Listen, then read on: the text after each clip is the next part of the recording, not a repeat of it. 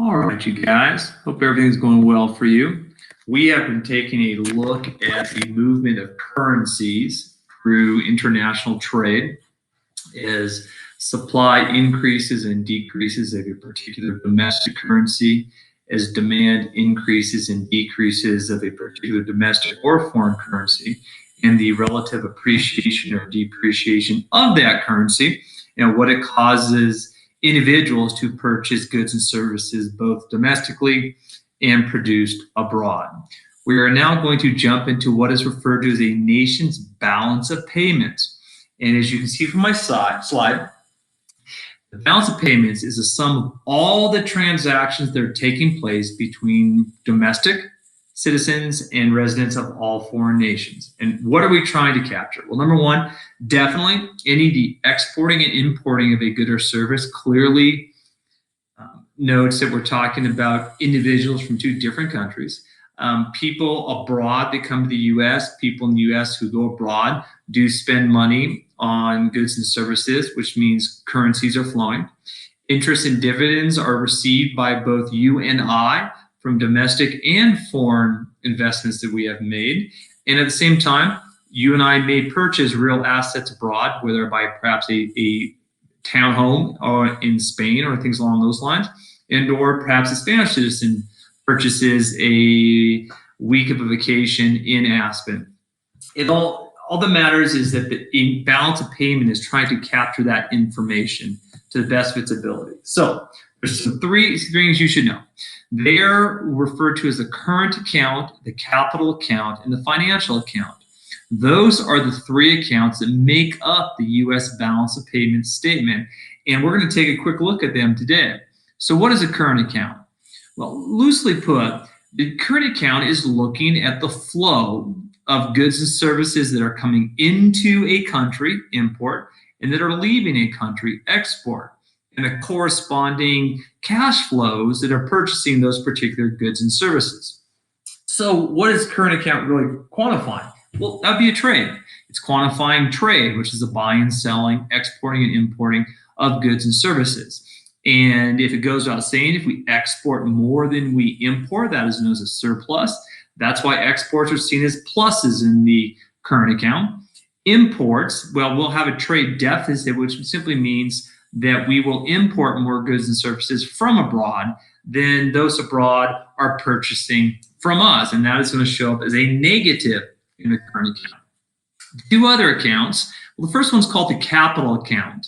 And what this amounts to is you have all these monies that are flowing in between two countries. Well, whether the monies are in the form of investments or loans is not relevant, but at some point it could also measure what is known as a debt forgiveness, meaning when we purchase, essentially we're taking loans out for things potentially. Same thing abroad. And if I, for example, you purchase $5 worth of goods for me, I purchase $3 worth of goods for you. And then in both cases, we forgive each other the debt, meaning we haven't paid out yet, but we're indebted to each other. And if I remember my example correctly, I bought $5 from you, you forgive it. You buy $3 from me, I forgive it. But from my perspective, that would be a +2. From your perspective, that would be a -2. So the capital account is really taking a look at what is known as debt forgiveness. And lastly, we have what is known as the financial account, which summarizes the domestic ownership of foreign assets and the foreign ownership of domestic assets.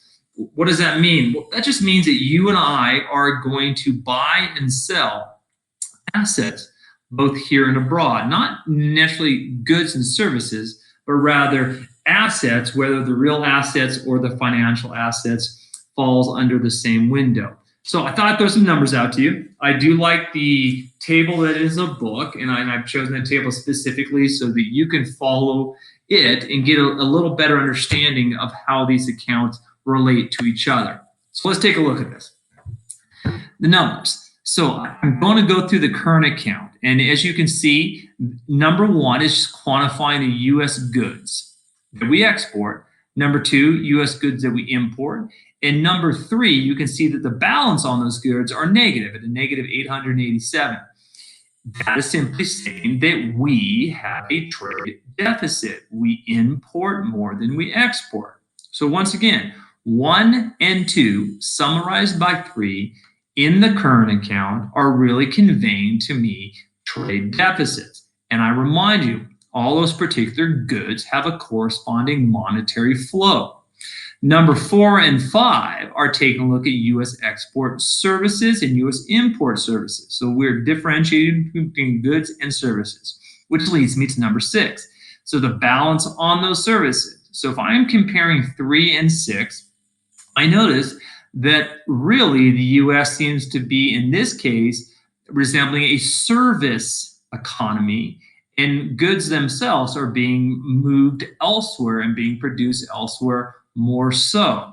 So when I take a look at, of course, goods and services, I would take that negative 887 and that plus 260. And despite our exporting more of services, nonetheless, our balance on our goods and services is at negative 627, trade deficit. What are 8 and 9?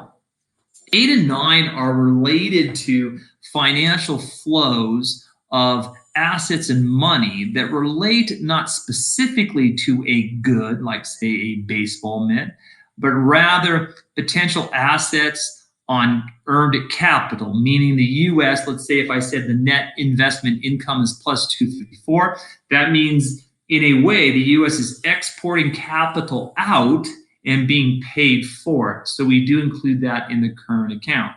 So let us jump to that capital account, and that is my mention of what is known as debt forgiveness.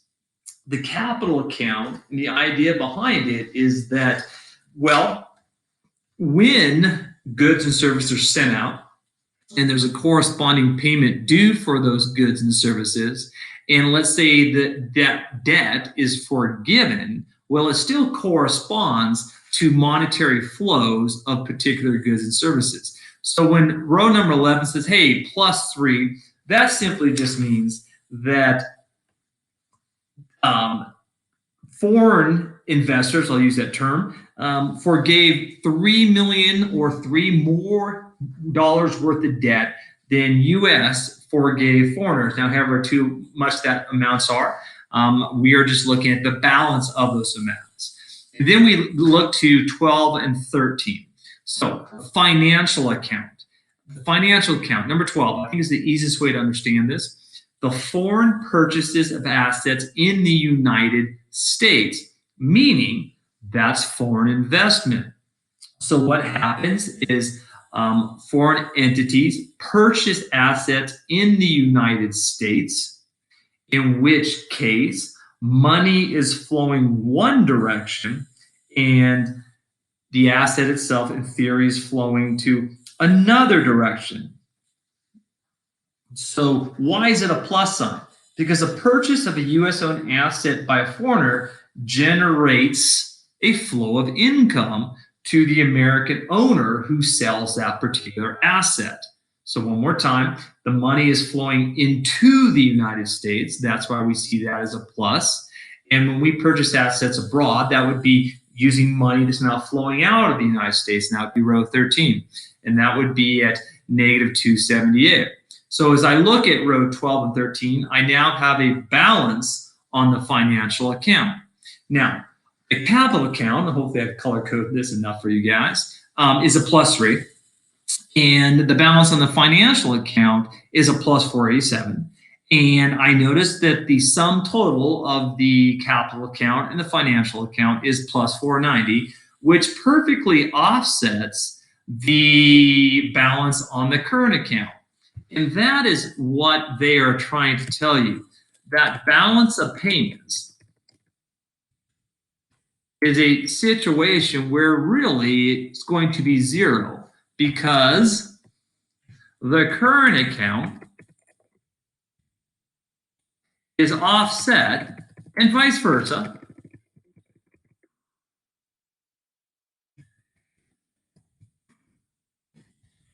Of the sum of the capital and financial accounts. or it's assuming we have captured all particular true values. And I just want to give maybe a little better explanation. I do like how the text itself summarized that, and I would encourage you guys to read through that section on page 709. And it talks about these two individuals, and these two individuals are two citizens. One's an American citizen. I believe they referred to him as John. The other one's Henry, who's a Swiss citizen. And they put up a scenario where Henry has financial assets. One more time, I'm going to use acronyms so you guys remember. Financial assets equal to $1,000. And John also has financial assets equal to $1,000. And I'm going to make some corrections to my typos in about 2 seconds. Apologize for being less efficient than I should. Try this one more time. All right, there we go. At the same time, as we document their financial assets, it just so happens that Henry sells or produces shoes or watches, I believe. We'll use watches because that was just the examples. Watches. And John produces shoes. No. Okay. So John is going to export, let's say, $300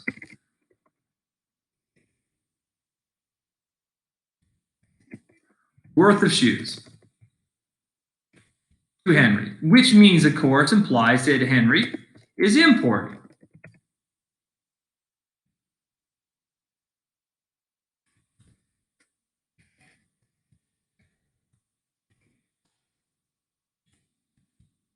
At the same time, Henry is going to export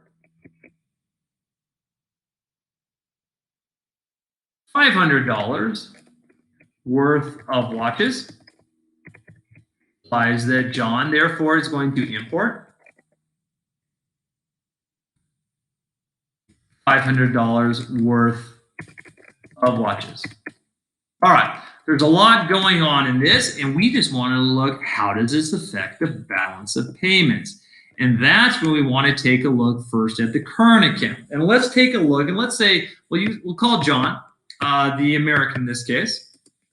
So we're going to look at the American perspective on this relative to the America's current account, balance of payments, as opposed to the Swiss one.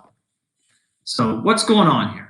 Well, when I look through this information, I see that John has exported $300 worth of shoes. That would be line number 1. He is importing $500 worth of watches. That would be line number 2. And that tells me that our current balance on the current account, so one more time, this is John, the American perspective. It's telling me that, hey, I'm going to get rid of some information just for some of my screen here. There we go. There we go.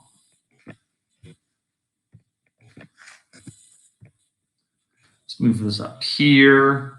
That is their financial assets. Let's move that up there. And so from John, in the perspective of the United States, let me see if I can get a different color text here. We'll go with this one. Great. What is going on? Well, number 1, we have a current account balance of how much? Well, that was definitely going to be exports 300 minus imports 500. So we're looking at a current account balance of negative $200. All right. So what is going on with the capital account? Well, in this particular example, I'm not discussing any sort of debt forgiveness. So at this point, the balance on the capital account, which would row number 11, would be 0. And I am simply doing that for sake of understanding the idea. So what about the balance on the financial account? Well, let's think about this way. We know that exports involve a good moving one direction and money flowing the other direction. Imports represent a good flowing one direction, in particular money flowing another direction. From John's perspective, this we have to understand, foreign purchases of assets in the United States. As you can see from his financial account, in this case, Henry would see a boost of $200. So his financial account is going to be, in theory, his cash, $1,200. John, as you can see, to make up for the payments, there we go. We would argue that his $1,000 now is at a financial assets of $800. So what does this mean for the perspective of the balance of payments? What it's trying to say is that in actuality, Henry has purchased $200 of assets from the United States. As you can see, the $200 from this 1,000 has moved now to Henry. We would say, hey, that is exactly corresponding to number 12. So the foreign purchase of assets in the United States, in my example, is part of the financial account. Once again, this is the perspective of John, is now going to be equal to $200. And I'm going to emphasize that one more time. As you can see, with the exporting and the importing and the trade deficit from John America's perspective, Henry has actually also purchased $200 worth of financial assets from John, as John uses those financial assets to purchase or pay for the watches themselves beyond the $300 that came to him from the shoes. So we would argue that that is a plus 200 gain in row 12, the foreign purchases of assets in the United States. Henry has purchased $200 worth of financial assets from John, which leads back to, if the balance of payments is the sum of the current account, the capital account, and the financial account, from our example, negative 200 plus 0 plus 200 is equal to 0.